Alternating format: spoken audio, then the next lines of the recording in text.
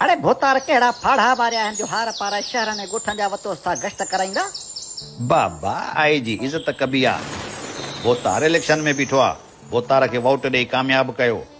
बिल्कुल भले वो कातिल कब्ज़ागीर रहज़न फोरू लोफर ऐं चोरी छो न हुजे ईअं न। अरे भोतार केड़ो तव्हांजे घरां चोरी कई आ। सिंध जी मालिकी करण बदिरां सिंध खे भुगड़नि जी मुठ विकिरो कयनि, ॿेट विकिणनि, तालीम तबाह कयनि। अञा लूट मार ऐं चोरी कहिड़ी थींदी आहे।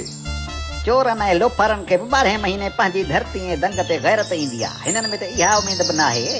चोरी थिए त भोतार मोटराए, पाण में विढ़ो त फैसला भोतार करे, पुलिस ॿधेव त भोतार छॾाएव। अञा भोतार चोरा ऐं लोफरा सदाईं भोतार तव्हांजे कमु आयो आहे। अड़े चोरियूं बि त इहे भोतार पाण कराईंदा आहिनि। असांखे टोलियुनि ऐं ज़ातुनि में विरहाए विढ़ाइण वारा बि इहे भोतार, त फैसला करे चटियूं वठण वारा बि तुंहिंजा भोतार। पुलिस खां बदिराइनि बि पाण इहे भोतार, त छॾराइनि बि पाण इहे भोतार। बाबा पुराणियूं ॻाल्हियूं विसारियो। भोतार ग़रीबनि मिसकीननि जो हमदर्द आहे। जीअं तव्हां हर भेरे साॻे भोतार खे वोट ॾियण खां नाहियो मुड़ंदा, तीअं भोतार बि हर भेरे वज़ीर थी तव्हांजी ख़िदमत करण खां कॾहिं बि न मुड़ंदो। बिल्कुल मुंहिंजे नाने इहो तजुर्बो कई साल पहिरीं करे छॾियो हो, जेको असांखे हाणे सम्झ में आयो आहे। मुंहिंजे नाने कुते जे पुछ खे पूरा 3 साल प्लास्टिक जे नड़े में विझी छॾियो हो, त जीअं कुते जो पुछ सिधो थिए। कुते जो पुछ त सिधो न थियो, पर नड़ो चिॿो थी वियो। अड़े बेवकूफ़, असांजे समूरनि भोतारनि गॾिजी कराचीअ खे जापान करे छॾियो आहे। अञा छा कनि भोतार? ॾिसो कराचीअ खां पोइ हाणे तव्हांजे नंढनि नंढनि शहरनि ऐं ॻोठनि जो वारो आहे। जे हिन भेरे भोतार खे कामयाब कयव त अॻियनि 5 सालनि में सॼी सिंध यूरोप थी वेंदी।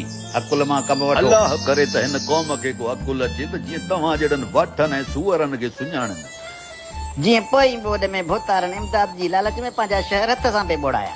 दादू खैरपुर कश्मीर नाथन शाह जहिड़नि शहरनि ऐं ॻोठनि खे इटली जो शहर वीनस बणाए छॾियो हो।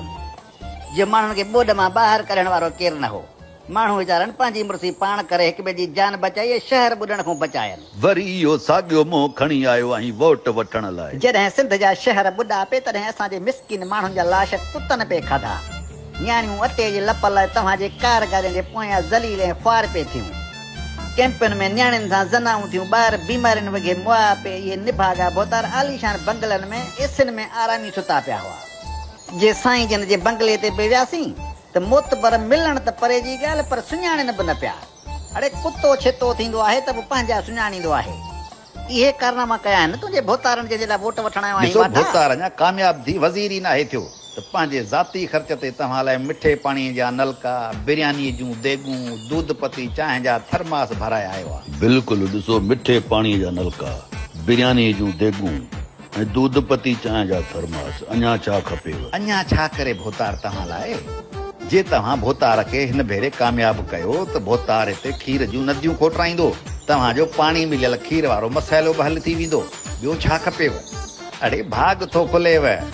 भोतार हर घर लाइ अलॻि अलॻि खीर जा वाटर खोटराईंदो त जीअं झेड़ा न थियनि, जीअं पाणीअ जे वारे ते झेड़ा थींदा आहिनि। भोतार थो चाहे त क़ौम जी अहिड़ी ख़िदमत कयां जो क़ौम जूं ईंदड़ नसलूं बि यादि कनि। तव्हां दुनिया जा ख़ुशि नसीब तरीन माण्हू आहियो जिन वटि हेड़ियूं सूखड़ियूं हूंदियूं आहिनि। अरे वाठा जे भोतार एॾो भलोड़ आहे त भोतार खे पंहिंजे घर वठी वञो न। शीशे जो शोकेस ठाराए भोतार खे फिरौन वांगे मम्मी करे रखी छॾियो।